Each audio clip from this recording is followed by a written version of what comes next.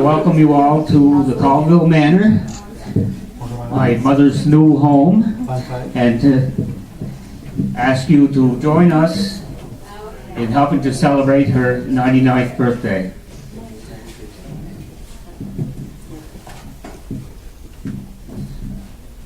Our first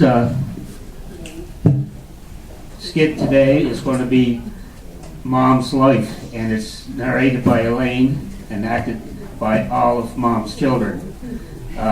So I have to leave. So Elaine will take over. What? You just stay right where you are. Don't I have to leave? Yes.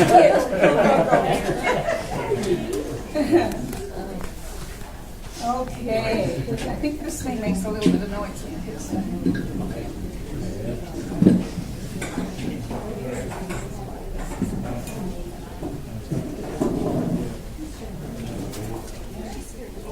It is with great pleasure, that Mom's children can't hear you. That's probably not on. It's on. Just speak closer. Closer? Okay, let's come around. Eat the mic is what they say. It is with great pleasure that Mom's children present to you today a series of short vignettes or little scenes to represent the breakdown of our mother's life in decades, from the time of her birth to today. We are so very fortunate that Mom was one of the best daily journalers we know. And so most of what you hear in this presentation will be her own words. So we will begin as we should, at the beginning. 1913 to 1923. The principal actors, Clem and Yvette, as Mom's parents. My parents were married in July 1892. My father, Jacques Gallant, being 26 years old, and my mother, Eugenie Martin, was 20 years old. My parents and grandparents lived in Oysterbed Bridge, just up from the wharf. At the time of my birth, in 1913, the only connection PEI had to the mainland was by icy boats. Cars were only allowed on the road, on island roads, on Mondays, Wednesdays, and Thursdays until after the World War I. The railway and car ferry were the chief means of communication. When I was 3, my mother became very sickly. I remember a visit to my ailing mother's bedside with Alban, my brother, probably only a few days before she died. She gave us each an orange and asked us to sing La Poulet Gris, the gray chicken.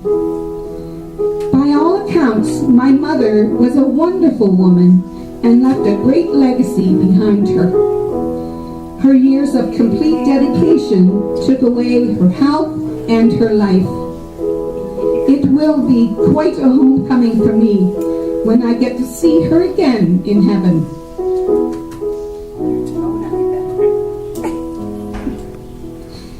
Not Clem, you get back here. You're still alive. You're still doing your part. Despite the passing of my mother, I lived quite a happy childhood. Where we lived was a beautiful place in a large home on a very productive farm with a flour and grist mill, pond, creeks, orchards, woodlot, gardens, and many cultivated fields, as well as a large farmyard with ducks, hens, chickens, pigs, cows, and horses. Because of the pond, the orchard, and the stream, we could get clams, canoe, swim in the brook, and in the winter we could skate and toboggan down the hills. There never was boredom, as there were many chores, both indoors and outdoors. My father would often point out, "The devil will always find work for idle hands." I was alone a lot when I was little, playing about, but I don't remember ever feeling lonely. I was well cared for by my nurturing father and sheltered by 3 robust brothers and 5 doting sisters. To me, my father was my father and a mother to me. He was very patient and never scolded. A wonderful man. Go home now.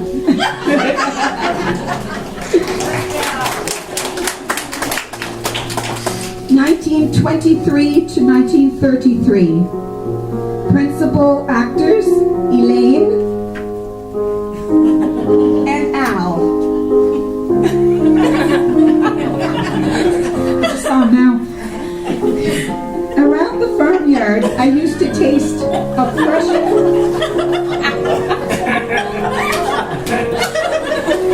I didn't okay that crop.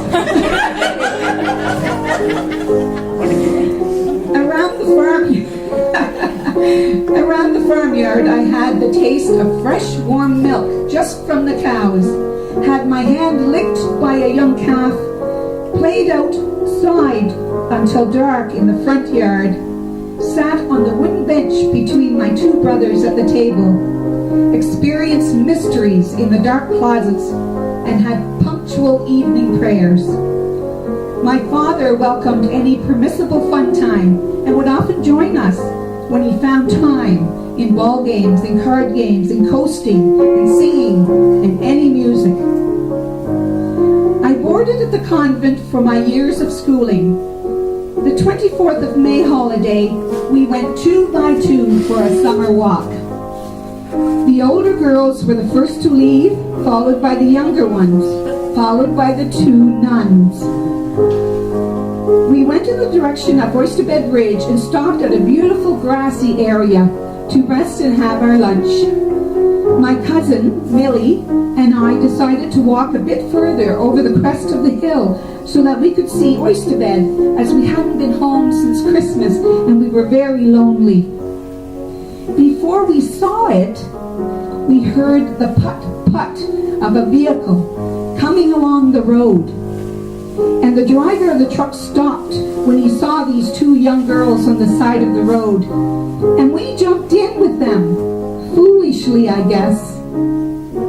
The driver was Art Peters, and the passenger was Jacques Gallant. My goodness, Clarisse is a beautiful little thing. She makes me all warm and fuzzy. Even better than a big plate of fish cakes.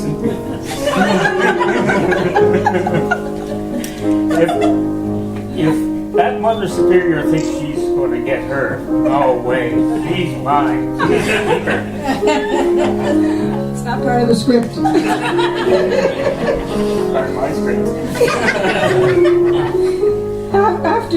After taking us for a ride, Art dropped us off exactly where the group was resting. My head was hung very low, but the sisters didn't say one word to us. I was called to Mother Superior's office on return to the school and was stripped of my Children of Mary Society long satin sash with a miraculous medal in the front of it, and I lost my membership to the Society of Mary. The conclusion of the story is, however, that both Millie and I married those 2 boys 8 to 10 years later. Jacques was a pretty...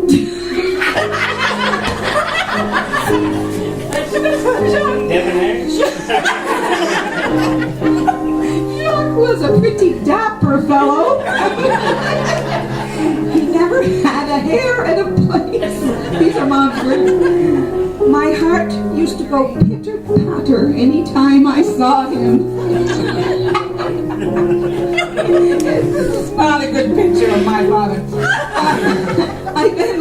I then left Rustico to attend school in Saint Louis de Kent, New Brunswick, for grades 10 and 11. Later, I returned home to get my teacher's license at Prince of Wales College. Bye-bye.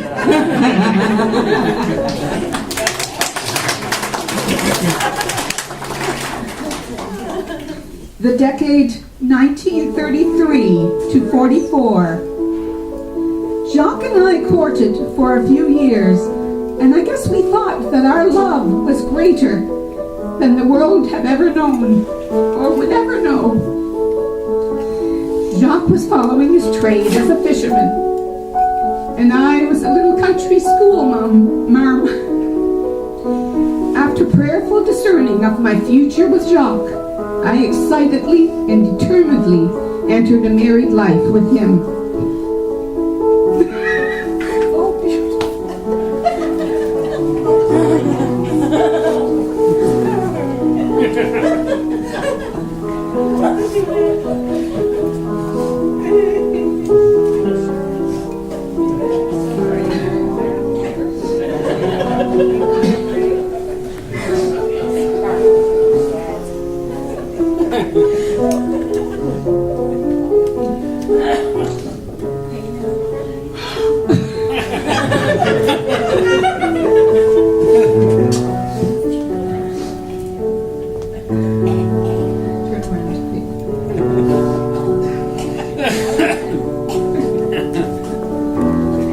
Our marriage took place in 1937 in a quaint little white wooden church overlooking the Gulf of St. Lawrence on a beautiful June morning at 7 a.m. And early morning it was, as we, after the family breakfast, had to catch the noon train to the mainland for our honeymoon.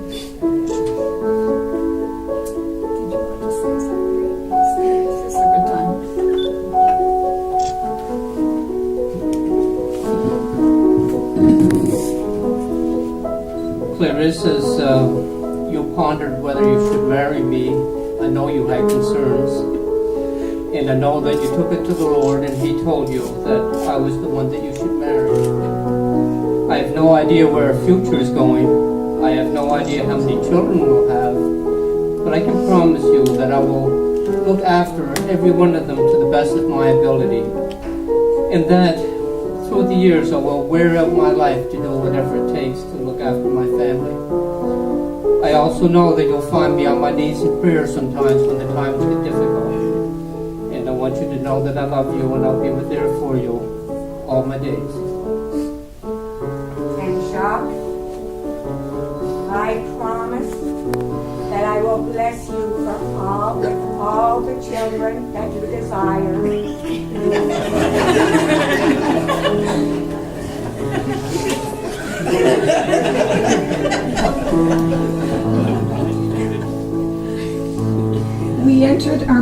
We entered our married life in the lean years of the 30s and lived in 3 rooms in a large home of a relative that we rented at $3 a month. No electricity, no phone, no indoor plumbing. Water was hauled in by bucketful from a property well. We had one luxury, an Aladdin lamp, the gift of a rich relative.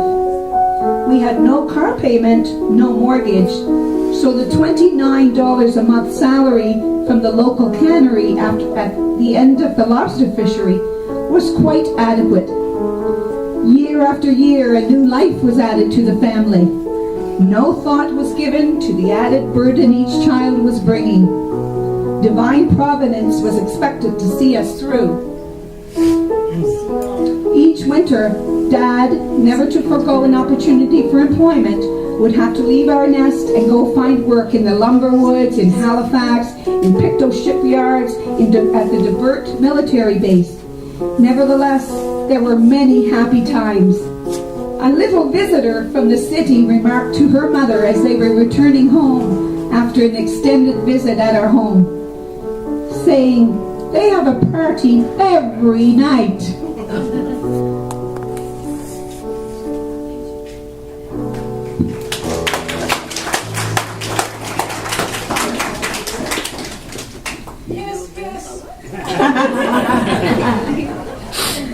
The decade 1943 to 53. Principal actors Adrienne and Mark. Slide on, Adrienne.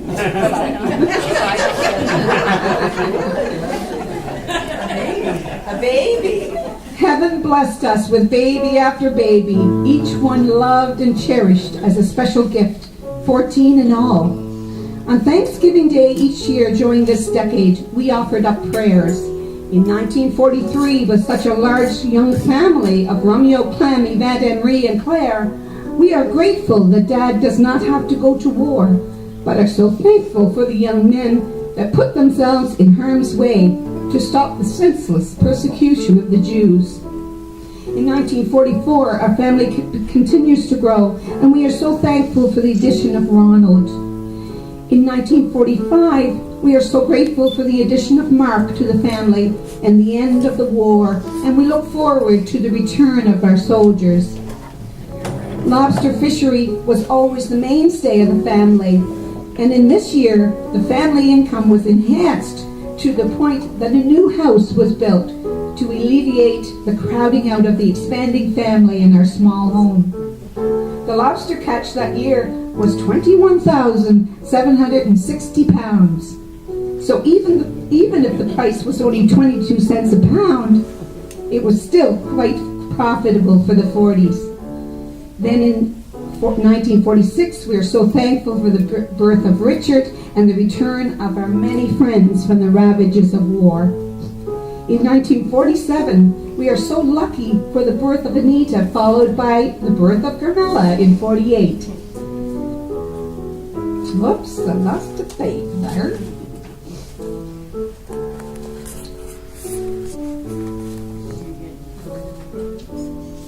In 1949, we continued to enjoy our home and our very large family. We are forever grateful for the love that is shown. In 1950, we are indebted for the birth of Adrienne, and we pray that our lobster fishing will not be taken away by Parks Canada's decision to close our harbor. But in 1951, being grateful for the birth of Denise and also the opportunity presented to us by Brother Paul, Brother Ed, and Cousin Art to fish for Eastern Packing and to make a new life in Souris, since fishing in Oysterbed Bridge is no longer viable. In 1952, we are thankful for the birth of Elaine and our move to Souris.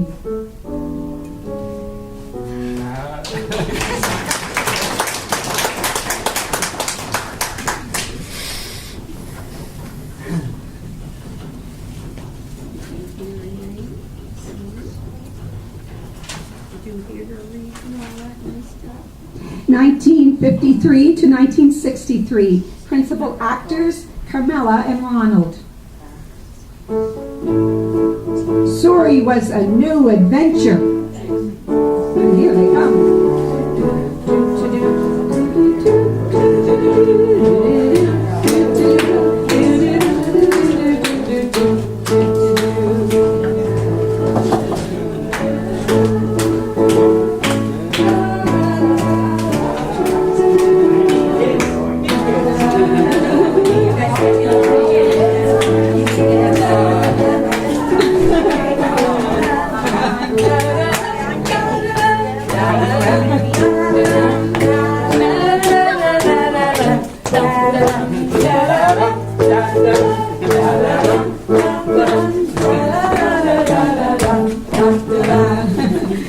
Yes, Souris was a new adventure. Can you imagine the shock of the neighbors to see a covered truck arrive with 1, 2, 3, 4, up to 13 children piling out?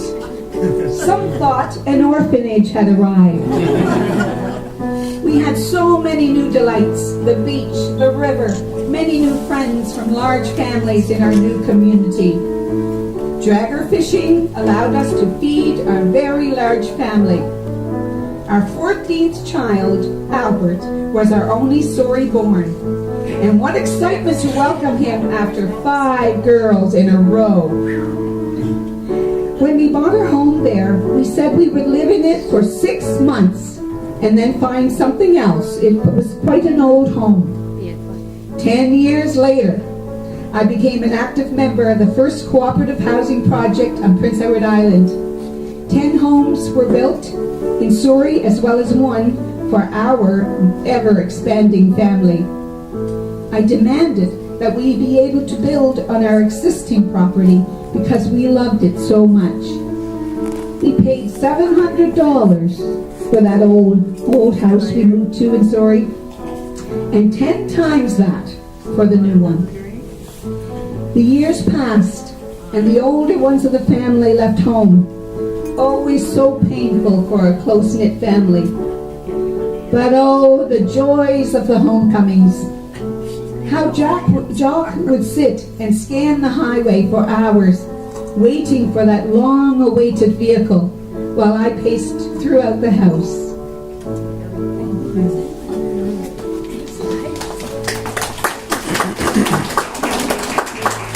And I too, Mama, plan on giving you as many kids as you absolutely want.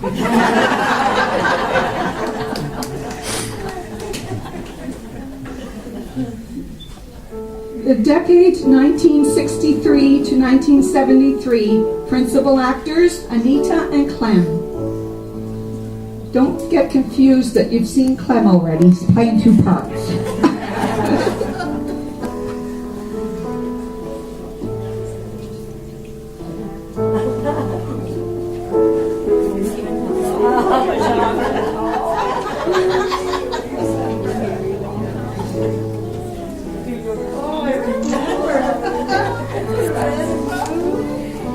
In an effort to assist in feeding and clothing the children, I became an entrepreneur, first as a seamstress and then operating a second-hand clothing store. One night, when even my bones were weary, I cut the leg of a gentleman's new pants, only to turn around and cut the same leg a second time. The next day I had to buy him a brand new pair, so my profit for many sewing projects ahead was gone. Then I gradually got into operating a highly successful restaurant called Mama and Papa Jacques Portugal, employing more than 100 people over a 12-year period. My goal was to eventually have enough of an income that Jacques could retire from fishing, which was becoming more and more detrimental to his health. People still tell me they remember our tasty burgers and deep-fried clams. Anybody out there remember that? And yes, indeed, Jacques was able to retire from the sea and spend his full time with us. But that didn't stop him, as this Jacques mentioned. But that didn't stop him from looking out to sea as he knelt in prayer every morning. I attended the School of Visual Arts and Design in Charlottetown for 2 years, and my interest was so sparked, I became one of the founders of the Eastern Seagulls Arts and Crafts, an active group of women in the Souris area who were able to secure funding to build the log cabin you see at the entrance to town. Thank you.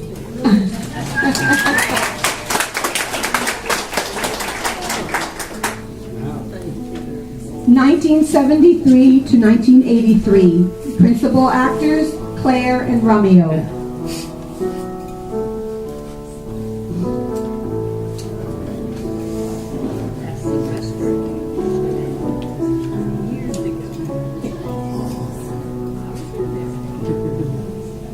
They're getting older and taking longer to come.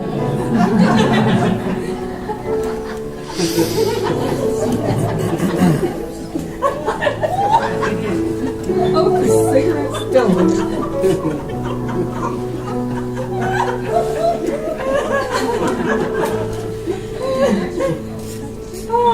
Jacques and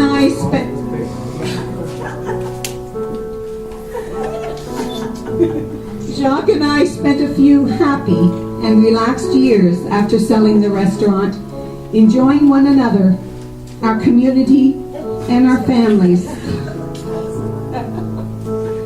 From one end of the country to the other. No distance was too great to keep from our loved ones. Each new grandchild was such a precious blessing, and now, without the cares or the demands, it was time to reap the rewards and to bask in the ray from heaven.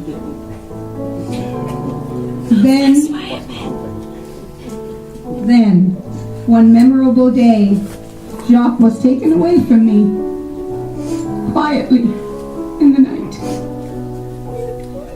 His beloved Maker had come for him. For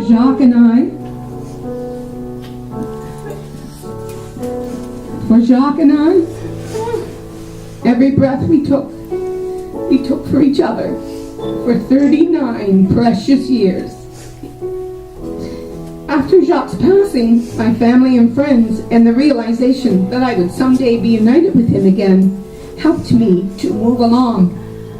I busied myself making baptismal robes, attending planning meetings, attending receptions at the Lieutenant Governor's house because my nephew was the first Acadian Lieutenant Governor. We played cards and Scrabble. I took workshops. I visited, tending to my home in the garden. Some of my sisters and sister-in-law would come and spend time with me, especially over the winter. I was getting on.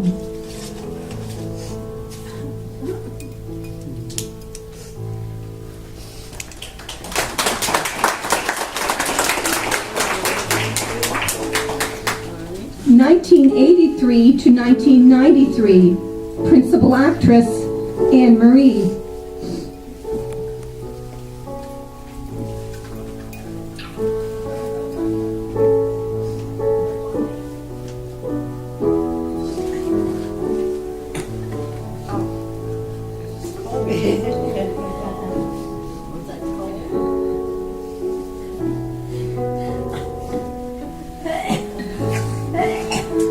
I am very impassioned about my people, the Acadians, and so I made Island Acadian and Francophone community development one of my principal objectives in life, and we use my energy with regards to the preservation of the French language and culture.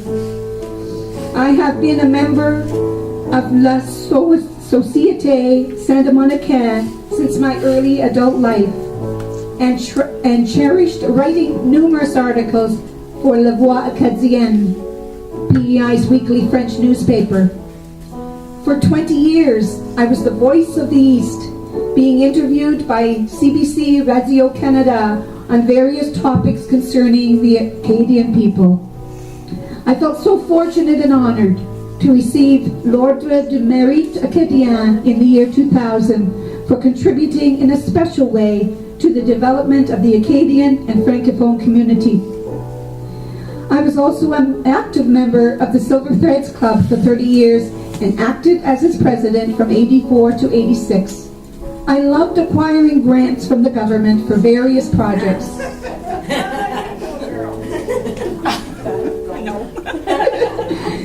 One of my greatest joys was as a companion for the mentally disabled of McIntyre House, bringing residents on tours and spending valuable time with them.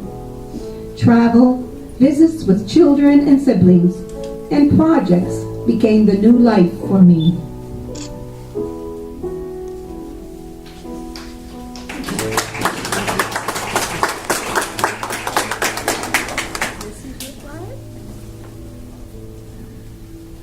In 1993 to 2003, principal actress Yvette.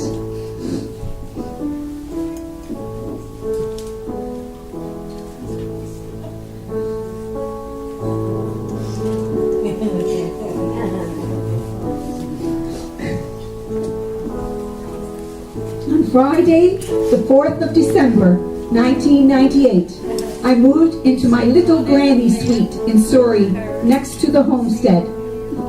The home was provided by the government, and it was a project that I fought to bring to the area many years before. How fortunate I was to reap the benefit of one. I began some craft projects like crochet dishcloths and crosses, which I insisted were not to be sold to anyone, but to be given only as a gift to remind people of what Jesus had done for us. People tell me that my crosses have been sent all over the world. That pleases me tremendously. I put Jesus, you are my rock, and other spiritual thoughts on hundreds of small rocks that my loved ones would give me, to be given away freely as a reminder of God's love for us.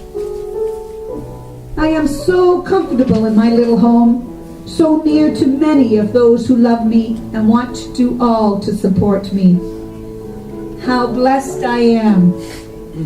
My body is getting old, so it is always losing a bit of its former capabilities, but my spirit is always young, as it is eternal. I am always excited over new developments in nature and governments, and most especially in people. But alas, there is always something new to learn and discover. There is such an abundance in God's creation. I will never know it all, or even a small part of it. Never mind how long I may live. But each day I want to learn something new, or discover some of creation that I never knew or heard of before. It makes life so exciting.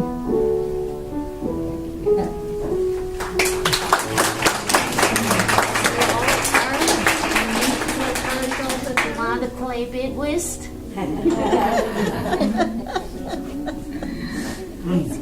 To see all the cards you used to play cards all the time. The decade 2003 to the present time, and the principal actress, Clarisse Gallant.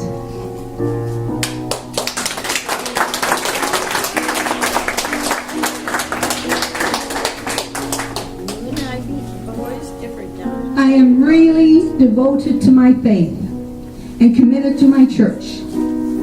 In 2005, I received a certificate from the Diocese of Charlottetown which states, "In recognition of your age, wisdom, faith, and good works over the years," signed by Bishop Vernon Fougier, Bishop of the Diocese of Charlottetown. I love sponsoring my 2 children from Indonesia and India. It is so much fun having the neighborhood children in to play cards.